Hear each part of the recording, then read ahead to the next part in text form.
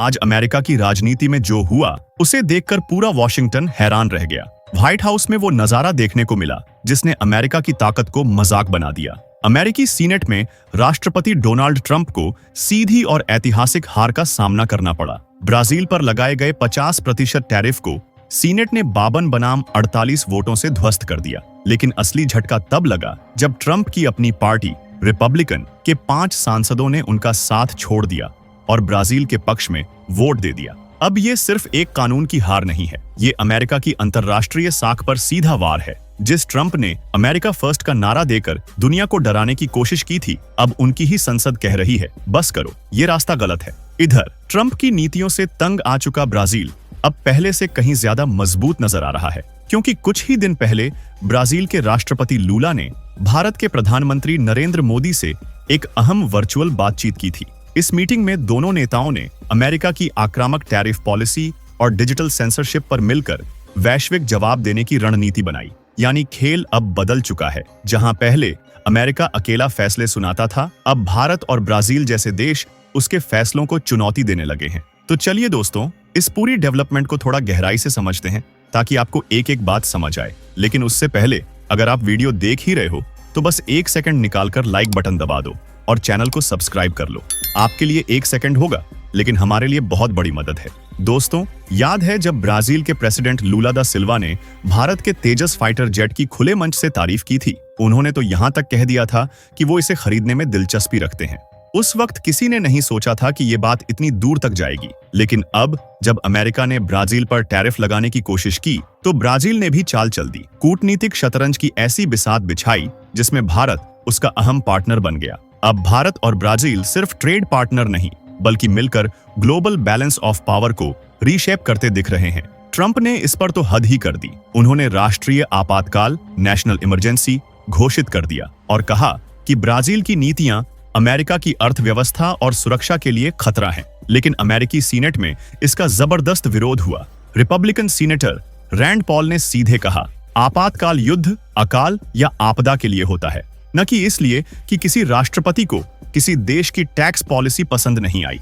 इस बयान ने ट्रंप के अधिकारों पर सीधा वार किया और दुनिया को यह संकेत दिया कि अमेरिका अब अपने ही बनाए जाल में फंस रहा है और इसका असर सिर्फ राजनीति तक सीमित नहीं रहेगा। इसका सीधा झटका अमेरिकी किसानों और छोटे कारोबारियों को भी लगेगा, जो पहले से ही मंदी के डर से परेशान हैं। दोस्तों, पिछले कुछ महीनों से अमेरिका के कई राज्यों में किसानों का गुस्सा फूट पड़ा है। लोग सड़कों पर हैं क्योंकि उन्हें लग रहा है कि ट्रंप की ट्रेड नीतियों ने उनकी कमर तोड़ दी है। किसानों का कहना है कि उनके उत्पादों की कीमतें गिर चुकी हैं, एक्सपोर्ट मार्केट सिमट गया है और अब उनके पास बेचने के लिए खरीदार भी नहीं बचे। एक अमेरिकी सीनेटर रॉन वाइडन ने खुद संसद में कहा, लोग दुकानों में जाकर पूछ रहे हैं, आखिर सब कुछ इतना महंगा क्यों हो गया? ये टैरिफ अब हमारे गले की फांस बन गए हैं।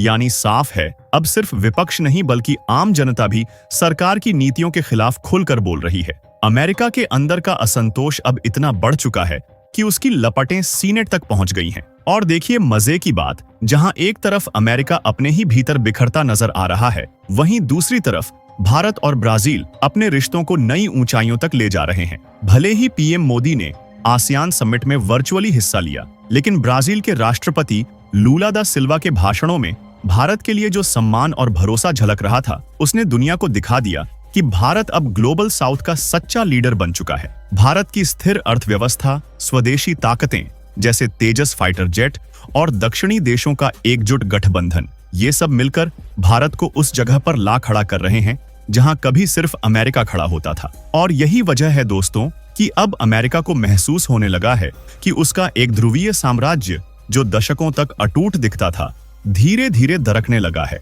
दोस्तों, ब्राजील ने भी इस पूरी लड़ाई को बड़ी रणनीतिक समझदारी से लड़ा। जैसे ही ट्रंप ने टैरिफ लगाने का ऐलान किया, ब्राजील ने अमेरिका को वर्ल्ड ट्रेड ऑर्गेनाइजेशन यानी WTO में सीधी चुनौती देने का इरादा जताया। लूला ने मंच से कहा, हम व्यापार को युद्ध नहीं बनने देंगे। और बस इस एक लाइन ने अमेरिका की आर्थिक दबंगई के खिलाफ एक नए मोर्चे की शुरुआत कर दी। अब नजारा ये है कि भारत समेत कई विकासशील देश ब्राजील के साथ कंधे से कंधा मिलाकर खड़े हैं। हाल ही में आसियान समिट में जब ट्रंप और लूला की आमने सामने मुलाकात हुई थी, दोनों ने कैमरे के सामने मुस्कुराते हुए कहा, बातचीत सकारात्मक रही। लेकिन दोस्तों, अब जो हुआ उसने उन सारे दावों की धज्जियां उड़ा दी। अमेरिकी सीनेट ने ट्रंप के आदेश को ही ठुकरा दिया और ये शायद पहली बार है जब किसी अमेरिकी राष्ट्रपति के ट्रेड ऑर्डर को उसके अपने ही सहयोगियों ने रोक दिया। सीनेटर टिम केन ने तो सीधा कह दिया, किसी देश की न्यायिक प्रक्रिया को आपातकाल बताना लोकतंत्र का अपमान है और झूठ बोलकर कॉफी की कीमतें 40% बढ़ाना जनता के साथ धोखा है। अब ये शब्द सिर्फ विरोध नहीं है, बल्कि ट्रंप की नीतियों पर गहरा अविश्वास दिखाते हैं। अमेरिका के अंदर अब एक गहरी दरार बन चुकी है। एक तरफ वो लोग हैं जो ट्रंप के साथ हैं और दूसरी तरफ वो जो अब भारत और ब्राजील जैसे नए साझेदारों की तरफ झुक रहे हैं। भारत की स्थिति अब पहले से कहीं ज्यादा निर्णायक हो चुकी है। ब्राजील के साथ बढ़ता सहयोग और लूला का प्रधानमंत्री मोदी के साथ सीधा संवाद, ये दोनों बातें साफ बता रही हैं कि भारत अब सिर्फ एक दर्शक नहीं बल्कि ग्लोबल पॉलिटिक्स का नया निर्माता बन चुका है। दोस्तों, अमेरिका जो कभी एशिया और लैटिन अमेरिका में अपनी शर्तों पर नीतियां थोपता था, आज वही देश उसे खुलेआम चुनौती दे रहे हैं।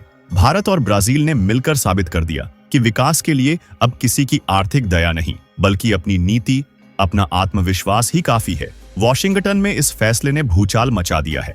ट्रंप के सलाहकार अब चुप हैं, सीनेट के खिलाफ कुछ बोलने से डर रहे हैं। व्हाइट हाउस इस हार को सिर्फ तकनीकी असहमति बताने की कोशिश कर रहा है, लेकिन सच्चाई ये है कि यह हार ट्रंप के राजनीतिक भविष्य पर सीधा वार है। अब तो उनके अपने समर्थक पूछने लगे हैं, राष्ट्रपति ने आखिर ऐसे फैसले क्यों लिए जिनसे किसान और व्यापारी दोनों तबाह हो गए। वहीं दूसरी तरफ ब्राजील के राष्ट्रपति लूला ने इसे अपनी कूटनीतिक जीत करार दिया। उनके दफ्तर से जारी बयान में साफ लिखा था, लोकतंत्र की जीत हुई है और अब दुनिया को दिख गया कि अमेरिका जैसी महाशक्ति भी गलती कर सकती है। यानी अब वो द्वार चला गया जब हर राष्ट्र वॉशिंगटन की हाँ में हाँ मिलाता था। आज वही देश जिन्हें कभी अमेरिका अपना अनुयायी मानता था, उसकी नीतियों को खुले मंच से ललकार रहे हैं। भारत के कूटनीतिक हलकों में भी इस फैसले को लेकर जबरदस्त उत्साह है। विशेषज्ञ मानते हैं कि अगर ब्राजील अमेरिकी दबाव झेलकर अपने उद्योगों को बचा सकता है, तो भारत के पास भी वही मॉडल अपनाने का सुनहरा मौका है। तेजस विमान और रक्षा निर्यात के सौदे अब सिर्फ व्यापार नहीं, बल्कि भारत ब्राजील की साझेदारी को एक ट्रेड शील्ड, एक आर्थिक सुरक्षा कवच बना रहे हैं।